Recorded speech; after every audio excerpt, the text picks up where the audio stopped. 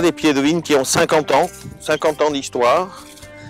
Il y a 50 ans, donc ça veut dire qu'il y a 60 ans, il y a quelqu'un qui a commencé à préparer à terre. Et il s'est dit, là, je vais y planter un Cabernet Sauvignon. Et puis ce Cabernet Sauvignon, il a donné en 2005 des grappes absolument magiques. Avec le climat, la terre, et puis l'homme qui a su laisser faire pour obtenir ça.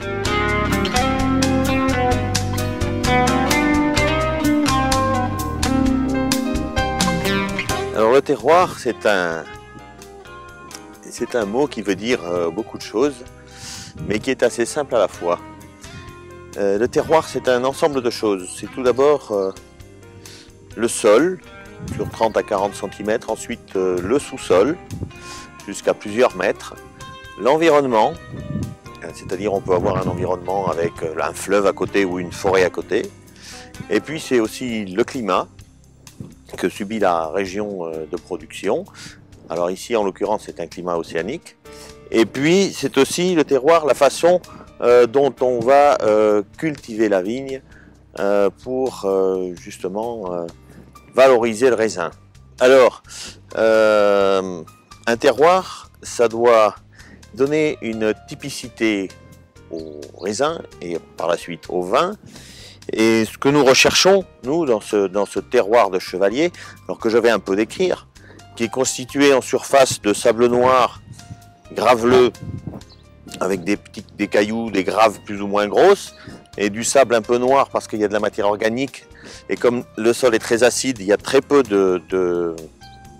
d'humification de cette matière organique, donc c'est pour ça que les sols restent un petit peu noirs en surface. Dessous nous avons de la grave, du sable et de l'argile mélangés, avec toujours un excellent drainage naturel du sol. Donc ce type de sol léger, facile à travailler, très drainant, acide, va communiquer au raisin non seulement des caractéristiques physiques, mais surtout des caractéristiques de saveur en termes de tanin, qualité de tanin, beaucoup de tanins mais très fins, très élégants. On dit que les tanins de la région de Léognan sont des tanins extrêmement élégants. En termes aromatiques, on va avoir une série aromatique liée à ce sol qui est une série un petit peu réglissée dans les arômes du Cabernet Sauvignon surtout, et un petit peu fumé. Alors le côté fumé, c'est le côté apporté par la silice, le silex, par le caillou, la grave dans ces sols.